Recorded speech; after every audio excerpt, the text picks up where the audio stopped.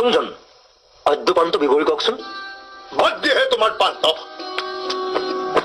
দিন চাৰেক আগতে তুমি এইটো দুচকীয়াৰে আমাৰ জপনাত খুন্দা মাৰিছিলা। ক্ষমা কৰিব মহোদয়, প্ৰথম চিনাকিতে আপুনি এক অসত্য অভিযোগ জাপি দিব খুজিছে।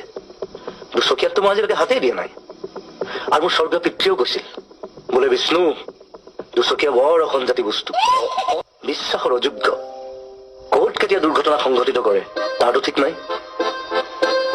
কিন্তু বিষ্ণুজ্যোতি সেই উতলোৱাটোৰ লগত সাদৃশ্য মানে কেনেকৈ? হ'ব পাৰে। এতিয়া আপোনাক দেখিওতো মোৰ মনত পৰিছে মোৰ মাতুললৈ।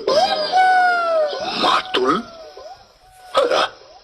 এই বস্তুটো কি হে?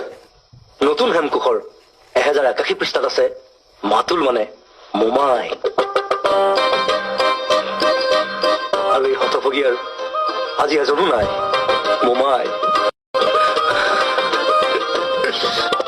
দুখ নকৰিবাহে। তুমি ইচ্ছা কৰিলে মোকেই মামা বুলি মাতিব পাৰা বিষ্ণুজ্যোতি। আৰে মামা, তোমাৰ দেৰি হোৱা নাই?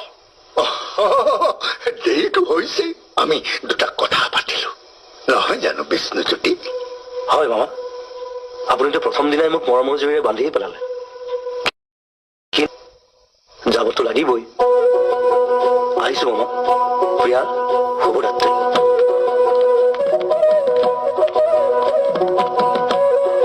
এইজন বেলেগ বেলেগ নহয় নেকি? কি ব্যৱহাৰ, কি ভাষা! হ'বই, নামতেই যাৰ